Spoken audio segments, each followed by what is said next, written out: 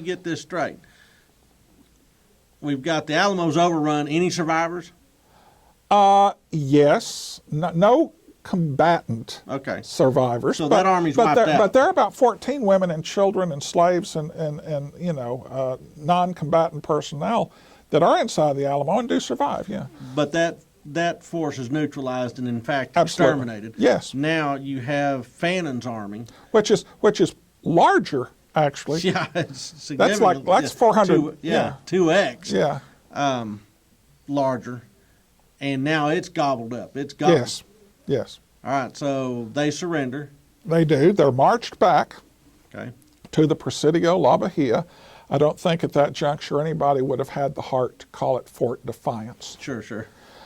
They are held there for a week under rather terrible circumstances, actually in the Our Lady of Loretto Chapel. So when did they surrender there on Coleto Creek? They surrendered there on, what was the date? It was late March. Okay.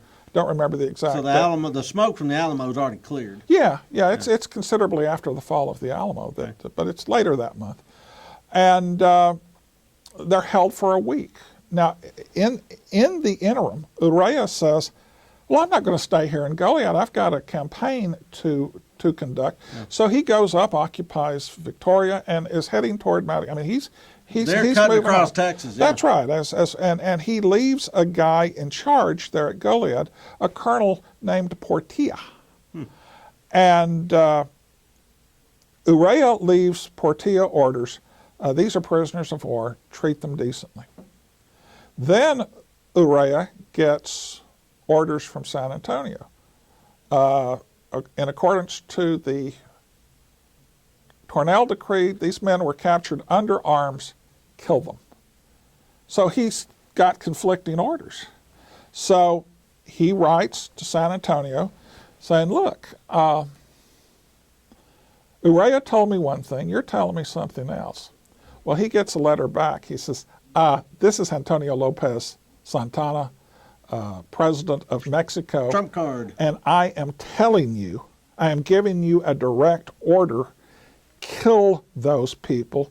Don't make me come down there. Doesn't he send a battalion to handle the hatchet job? No. The people that have to carry out this assignment are the Tres Villas Battalion, the battalion of 3 villages. Sure. And they don't want to do this. I mean, and especially, remember, these are Roman Catholics. Sure. And they are having to kill people on Palm Sunday. Not just a holy day, but an uber holy day. Yeah. Sunday, Palm, and, but, orders is orders. Sure. And Portilla agonizes over the decision, but ultimately, he has gotten direct orders from the dictator of Mexico. And he bamboozles the prisoners into thinking that they're going home. They walk them out a little ways and then smoke them. Yes. The soldiers believe that because Fannin has actually gone down in this week to look at ships. Oh, wow. And many of the guys are actually singing Home Sweet Home. They think they are being marched down to the coast to be boarded on ships to be taken back to the United States. Because remember, most of these people are American volunteers. Yeah.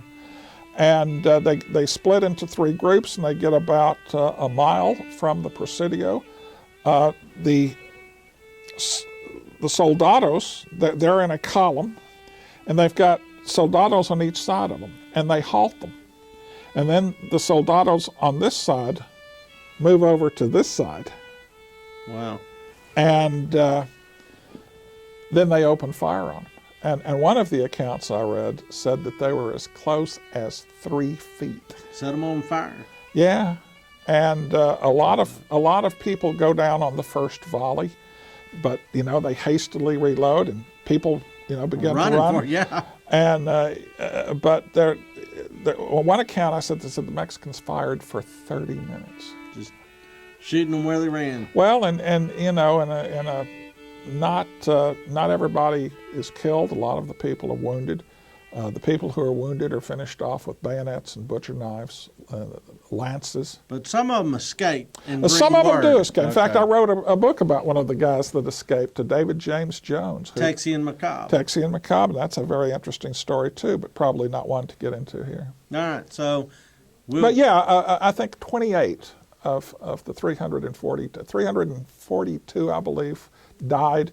28 escaped. So the Texian army is largely destroyed, except for It is. Except for Sam Houston's relief force. There is a relief force up in Gonzales. That is the only thing standing between the settlements. Wow. But the interesting thing, that relief force with J.C. Neal at Gonzales is going to be the nucleus of the San Jacinto Army. All right, I guess we'd better talk about that campaign next time. Okay.